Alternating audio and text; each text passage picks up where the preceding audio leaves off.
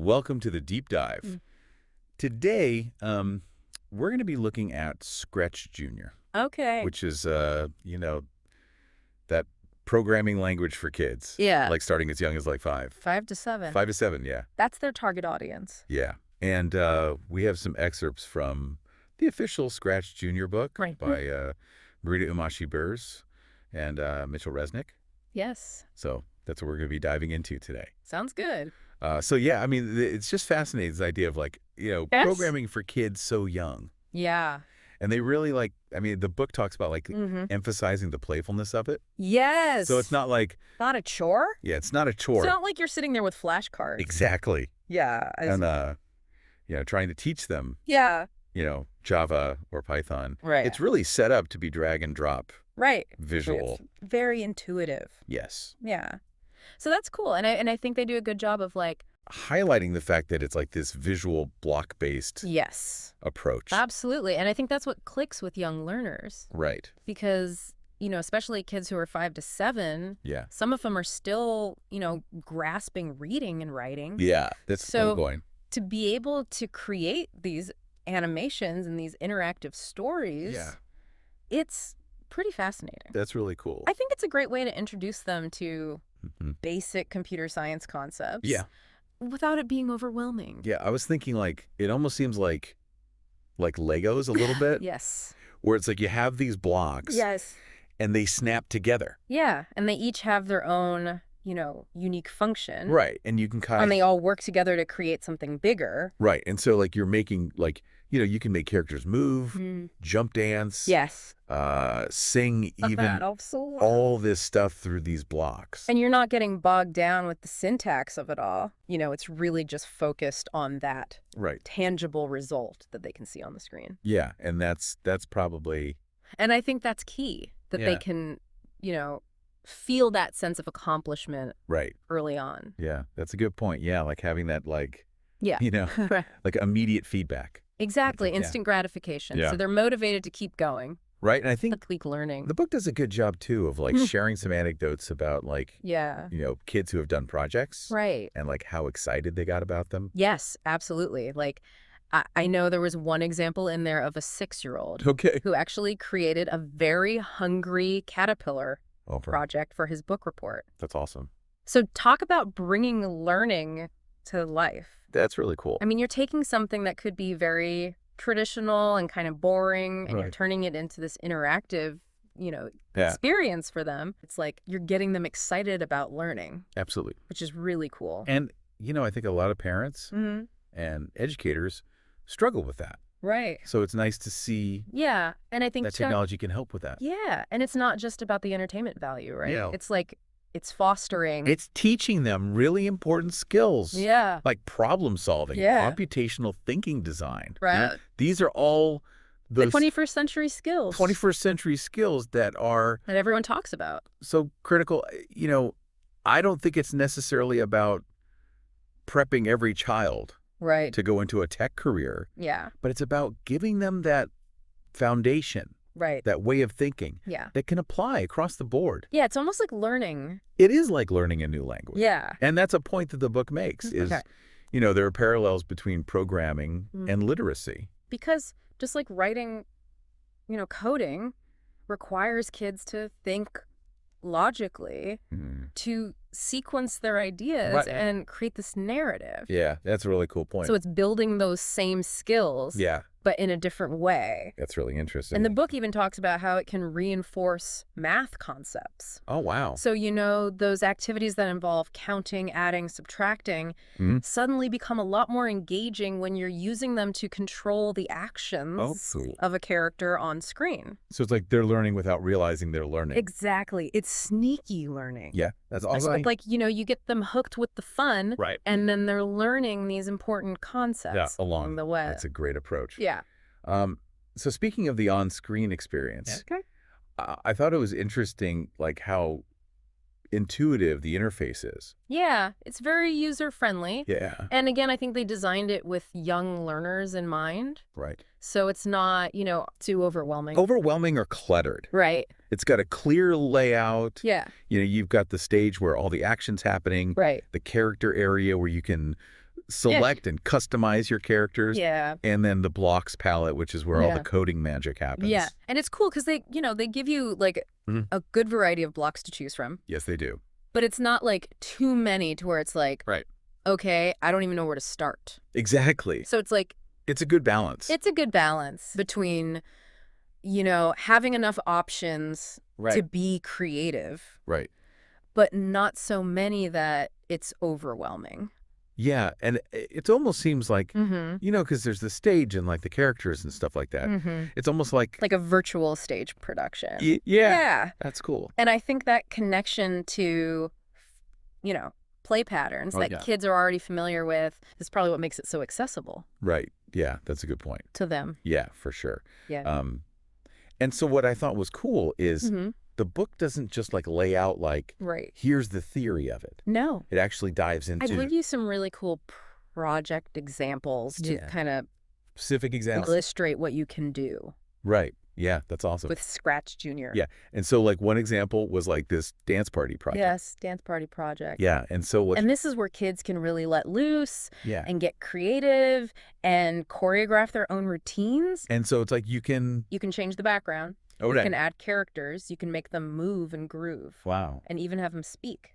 Oh, wow. That's really cool. So it's really tapping into, it's like a full-on, like a production. Yeah, multiple learning domains there. Yeah, that's really cool. You've got the music, you've got the movement, you've got... the language. And it all seems like simple, like, oh, we're just making a dance party, but like... Yeah, but when you think about it... There's a lot. There's a lot going on there. Yeah. Like even those basic move and turn blocks. Right. They're requiring kids to think about distance angles, spatial relationships. They're essentially learning geometry. Oh, that's cool. Through play. I like that. It's sneaky learning again. Sneaky learning. Yeah, that's awesome. And then, you bring in the say block. Okay. So now they can make the character speak. Wow. By typing in words or even recording their own voices. Oh, that's cool.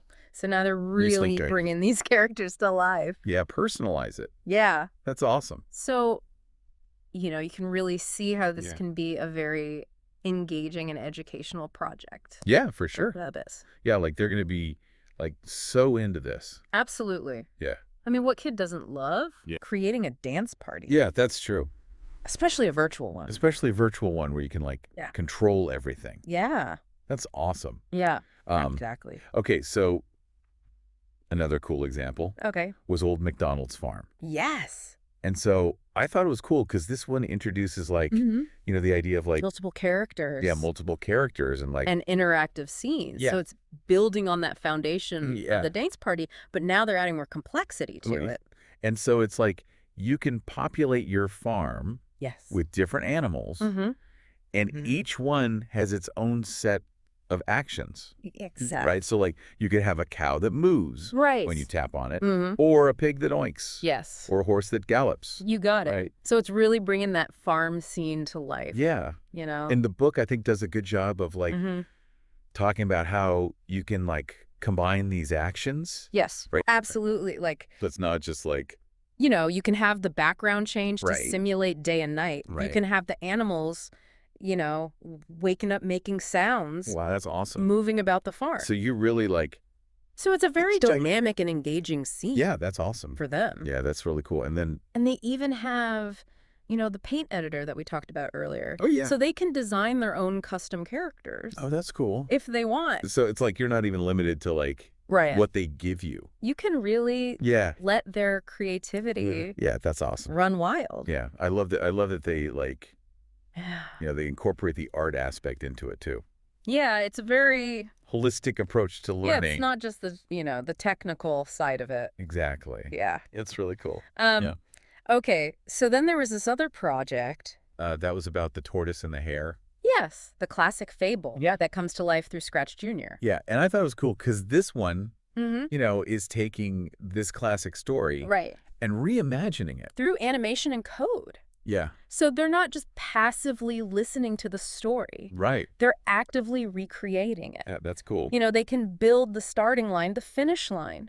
Wow. They can even add in obstacles. That's awesome. For the characters to overcome. So it's really... their own little version. Yeah, it's their own interpretation. Yeah, that's awesome. Of the story. Yeah, and they're learning about like... Yeah, and they're learning about pacing. Right. And storytelling through code. Oh, that's interesting. Which is really cool. Yeah. You know, like the set speed block. Okay. Allows them to control how fast the hare and the tortoise move. Right. So they can, you know, make the hare speed ahead. Right. And then have it take a nap. Yeah. Just like in the classic tale. Yeah. Right. Allowing the tortoise to slow but surely win the race. Yeah. And it, like, you know, it reinforces the moral of the story. Exactly. Yeah. It's a fun way to That's cool. kind of, you know, cement that moral in their minds. Yeah. That's really cool. Yeah. And then they also talk about, you know, the game-making aspect. Yes, the game-making aspect is really fun. Yeah. Because, you know, it allows kids to really see that they can create something interactive that other people can play and enjoy. And so, like, one of the examples was this Pick a Peach game. Yes. And it sounds really simple, right? It sounds simple, but... Like you're just tapping peaches as they fall. But it introduces some really important game design principles. Okay. So, you know, the act of tapping on a peach triggers a specific action. Right. So they're learning about events and responses. Right. It's a basic form of cause and effect programming. Yeah. You know? That makes sense. Their input directly influences what happens on screen. Right. And, you know, the book even suggests ways to make it more challenging. Okay. Like adding a basket to catch the peaches or introducing a timer. Oh, that's cool. So you can really kind of... You can, like, level it up. Yeah, I can level it up. That's cool. And, you know, keep them engaged. Yeah, and it's still, like... You can challenge. Yeah, and it's still, like, you know... Right. On the surface, it seems like such a simple game. Yeah. But there's, like, a lot going on. But there's a lot of depth there. Yeah. And I think that's what's so impressive about ScratchJr. Yeah. Is that it takes these complex concepts and makes them accessible to young learners. Yeah. It's like they've managed to, like, pack so much into, like, what appears to be, like, this simple platform. It's very deceiving. Yeah. In a good way. In a good way, yeah. Because, you know, it looks like just a collection of colorful blocks. Right. But it really unlocks this world of creative possibilities. Yeah. For young learners. Yeah. And it's cool because, like... And who knows? You know, this early exposure to game creation could spark a lifelong interest in technology and problem solving. That's a good point. You know, they may not all grow up to be programmers or game developers. But it's giving them that foundation, that, you know, those skills that they can use in any field. Yeah, that's a good point. That they choose to pursue. Yeah, for sure. So it really is like, you know, planting that seed. It is. For them. But you know what happens when they're ready to, like, you know, level up their coding skills? Yeah. The book actually addresses that. You know, they talk about the transition from ScratchJr to Scratch. Right, because there's, like, you know, the actual Scratch programming language. Right. It's kind of like the older sibling. Yeah. You know? Yeah. It builds upon those concepts from ScratchJr. Right. But it opens up a whole... new realm of possibilities. Okay. You know, for starters, Scratch uses a more traditional coding interface. Right. You know, it moves away from those blocks. Right. And introduces text-based commands. Oh, wow. Okay. So it's like getting a little more... It's getting a little more advanced. Yeah. But, you know, the book emphasizes that transition can feel very natural for kids who've already mastered the logic of ScratchJr. Right, because they've already got, like... Yeah, they've got the foundation. Yeah, the computational thinking down. Exactly. It's just a matter of adapting to a new way of expressing those ideas. Okay, that makes sense. And the beauty of Scratch is that it unlocks even more, you know, complex features and capabilities. Right, so they can, like... They can create more sophisticated games, animations. Wow, okay. Even interactive art projects. That's really cool. And, you know, there's a thriving online community. Oh, wow. Where they can share their creations, get feedback from other young coders, and even remix each other's work. Oh, that's cool. So it's like this... So it's like this global, collaborative space for creativity. Yeah, that's awesome. And that sense of community can be incredibly motivating for young learners. Yeah. For sure. Yeah, for sure. So before we totally move on from ScratchJr, I kind of want to go back to, like, some of those project examples. Sure. Because I thought it was interesting how the book, like, really breaks it down. They do a good job of breaking down the steps. Yeah, like step by step. Right, to make it really clear and easy to follow. Yeah, and I think that's helpful, too, for, like, parents or educators who are, you know, maybe trying to... help guide. Yeah, guide their kids through this. Yeah, and to make it feel less intimidating for beginners. Yeah, for sure. You know? So let's go back to, like, the dance party one. Okay, the dance party. So, like, how do they break that down? So they start with the basics of movement. Right? So you got your move right and move left blocks. Pretty straightforward. But then they introduced this concept of numerical input. So showing kids how they can adjust the number of steps to make their characters dance to a specific rhythm. Oh, that's cool. So they're learning about variables without even realizing it. Yeah, that's cool. Sneaky learning again. Sneaky learning, I told you. Yeah. They're masters at it. They are. And, you know, even a small change in that numerical input can dramatically alter the character's movements. Right. So it's like so they're really getting that hands-on experience with how code works. That's cool. And then to add a little bit of flair, they bring in the turn right and turn left blocks.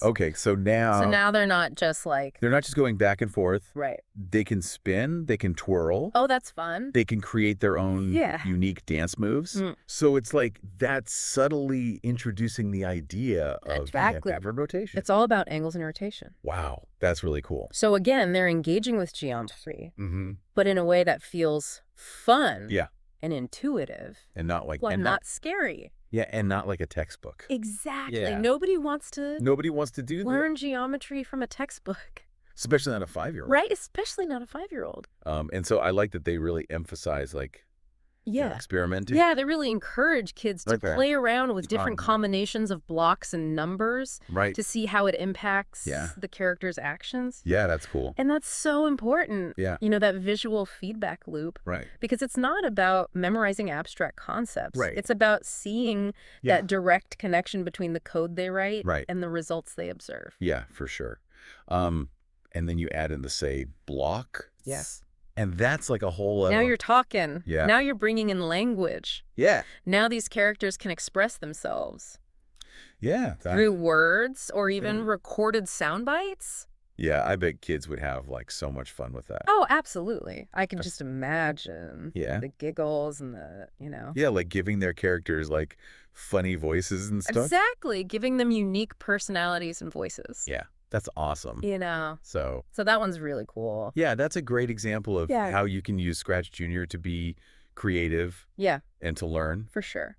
At the same time. So then the Old MacDonald one. Old MacDonald. Yeah, that's where we bring in the multiple characters. Yes, that's where things start to feel even more like a collaborative storytelling experience. Okay, that's cool. You know, you've got your farm. You can populate it with all these different animals. Right. Each programmed with its own set of actions. Right. So you could have like a cow that moos. When you tap it, a pig that oinks. A horse that gallops? Yeah. When you double tap it. Yeah. So you can really get creative with, like...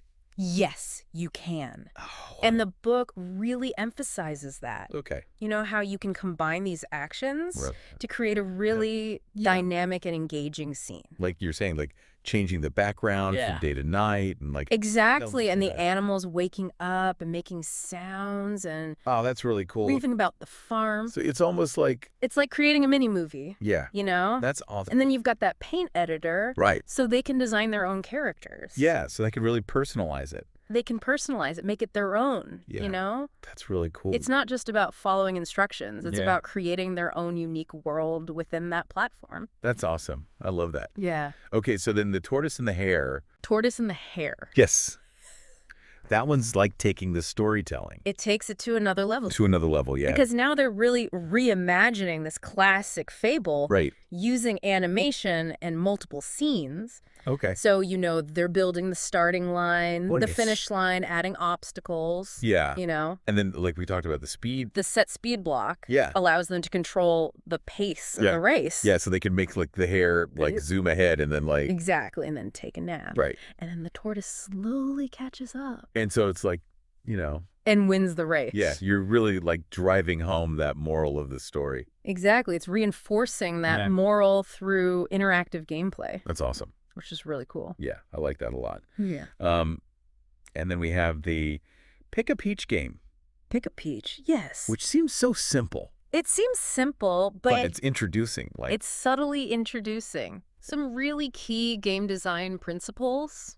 Right. Like the fact that, you know, when you tap on a peach, it triggers a specific action. Right. So that's introducing the idea of events and responses. Okay. It's that cause and effect programming. Right. So it's like that we talked about earlier. Yeah, like my action is causing something to happen on the screen. Exactly. And the book even suggests ways to make it more challenging. Okay. Like you could add a basket to catch the falling peaches. Or introduce a timer. Oh, that's cool. So you can really... So you can like up the... Yeah, you can up the ante. Yeah, the difficulty. Yeah. And keep them engaged and challenged. Yeah. And it's still like a really simple...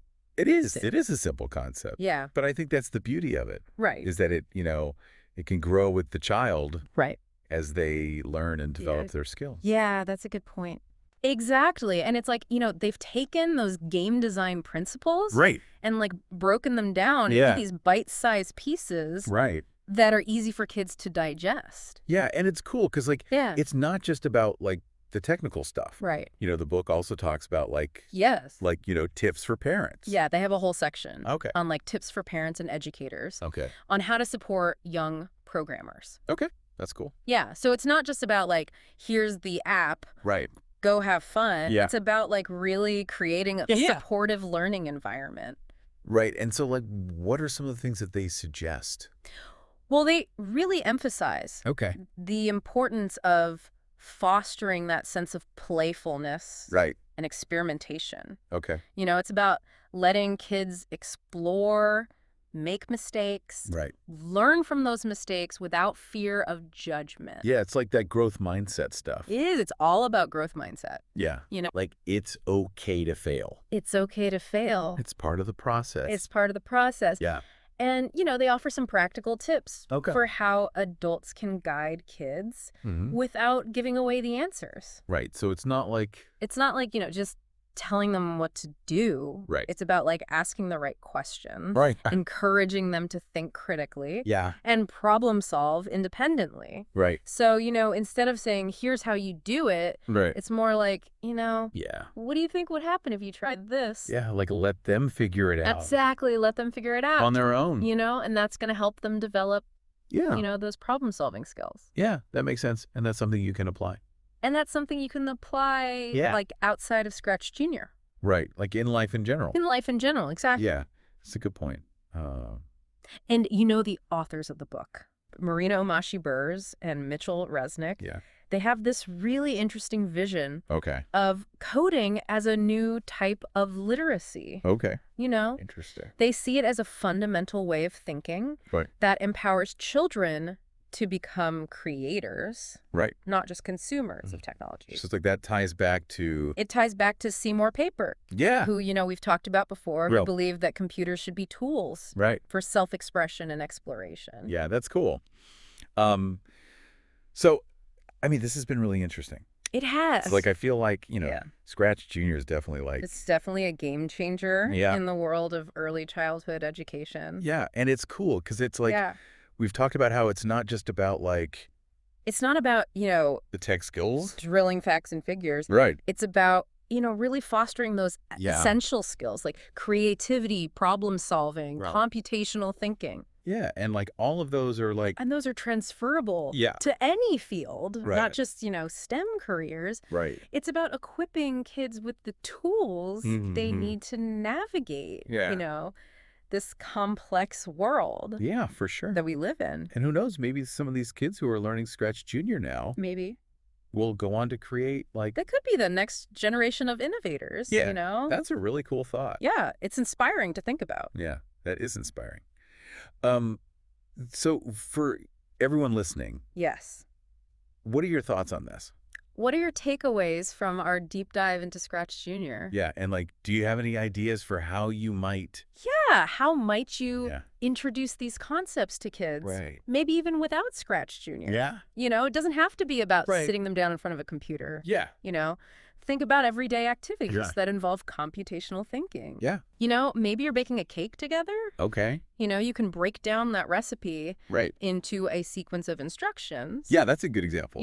Or even something as simple as like giving directions to a friend to draw a picture. Right. It's about so you're like fostering that logical step-by-step approach. Yeah, like thinking through the steps. Yeah. That's cool. So it's showing them that coding is not this mysterious skill. Yeah. You know, it's a way of thinking that can be applied to almost anything. Yeah, that's a good point.